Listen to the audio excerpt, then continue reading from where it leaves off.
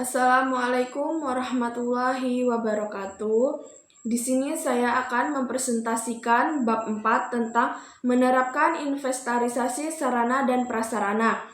A. Pengertian inventarisasi. Kegiatan pendataan barang, pencatatan, dan pelaporan sarana dan prasarana milik perusahaan dengan tujuan untuk menyediakan informasi tentang sarana dan prasarana yang dimiliki oleh suatu kantor guna pengurusan dan pengawasan yang efektif. B. Tujuan dan manfaat. 1.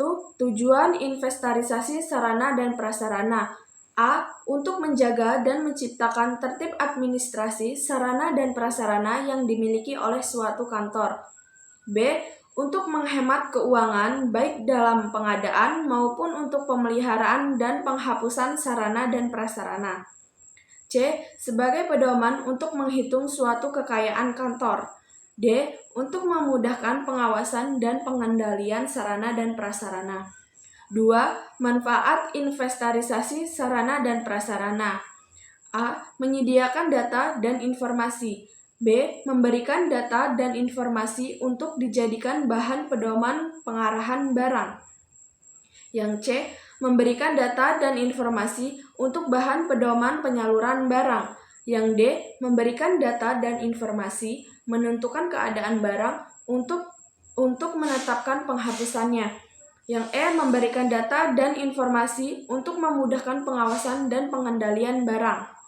C. Langkah-langkah inventarisasi sarana dan prasarana. Yang pertama itu menyiapkan lembar hasil opname barang inventarisasi. Yang kedua menyiapkan buku induk barang inventaris. Yang ketiga menyiapkan buku golongan barang inventaris. Yang keempat menyiapkan kode klarifikasi barang inventaris. Yang kelima menyiapkan data kode angkutan pengguna barang. Yang keenam menyiapkan data kode wilayah. Selanjutnya saya akan mempresentasikan bab 5 tentang menerapkan pemanfaatan sarana dan prasarana.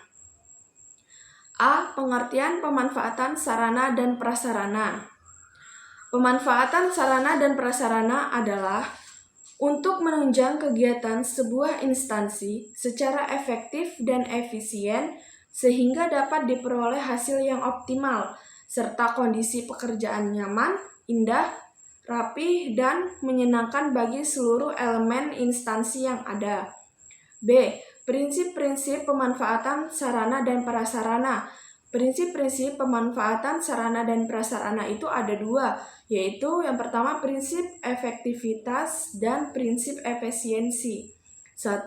Prinsip efektivitas menunjukkan semua pemakaian perlengkapan kantor harus semata-mata untuk memperlancar pencapaian tujuan perusahaan, baik secara langsung maupun tidak langsung.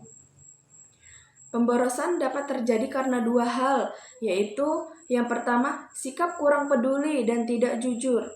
Sikap ketidakpedulian para pegawai akan fungsi alat atau barang yang mereka gunakan, dan sikap ketidakjujuran dalam mengelola kekayaan milik organisasi atau perusahaan. Yang kedua, kurangnya keterampilan. Pemborosan pada sarana dan prasarana diakibatkan oleh terampilnya pegawai dalam menyelesaikan tugas. Yang kedua, prinsip efisiensi. Prinsip efisiensi memiliki arti bahwa semua pemakaian perlengkapan kantor harus dilakukan secara hemat dan hati-hati.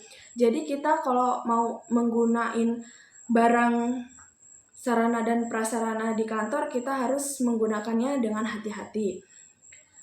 Barang yang menjadi sarana dan prasarana kantor dibedakan menjadi dua, yaitu yang pertama, barang habis pakai. Adalah barang, bahan, atau alat yang penggunaannya dapat habis dalam waktu yang relatif singkat. Contohnya itu kayak pensil, spidol, sama pulpen, dan lain-lain. Yang kedua, barang tidak habis pakai adalah semua sarana dan prasarana kantor yang dapat digunakan secara terus-menerus atau berkali-kali dalam waktu yang relatif lama. Contohnya itu kayak mesin fotokopi, printer, dan lain-lain. Yang C, prosedur pemanfaatan sarana dan prasarana. Prosedur pemanfaatan sarana dan prasarana itu ada dua. Yang pertama itu petunjuk pemakaian sarana dan prasarana kantor. Yang kedua, peraturan pemakaian sarana dan prasarana kantor. 1. Petunjuk pemakaian sarana dan prasarana kantor. A. Ketika membeli peralatan kantor, khususnya perlengkapan kantor yang canggih. B. Mengkaji dan memahami semua petunjuk teknis, pemanfaatan, dan mendeskripsikan kembali yang lebih mudah. Yang C. Menyampaikan isi petunjuk yang telah dideskripsikan kepada semua pihak atau karyawan yang akan menggunakan perlengkapan kantor. Yang D. Melatih semua karyawan untuk mengoperasikan dan merawat perlengkapan kantor. Yang E. Menekankan pengawasan dan pembinaan secara terus-menerus. 2. Peraturan pemakaian sarana dan prasarana kantor. A. Alat-alat langsung yang terlibat dalam proses yang berkaitan dengan produktivitas perusahaan atau instansi. Contohnya seperti buku, kalkulator, mesin faksimal, dan lain-lain. Yang B. Alat-alat tidak langsung yang terkait dalam proses operasional dan berhubungan dengan produk perusahaan. D. Teknik penyusunan laporan pemanfaatan sarana dan prasarana. Laporan pemanfaatan sarana dan prasarana. Yang pertama itu memeriksa barang, yang kedua menghitung persediaan barang awal tahun anggaran, yang ketiga menghitung penerimaan dan pengadaan barang, yang keempat menghitung pengeluaran barang, yang kelima menghitung sisa persediaan, yang keenam mencatat mutasi barang, yang ketujuh melaporkan kepada atasan atau pimpinan.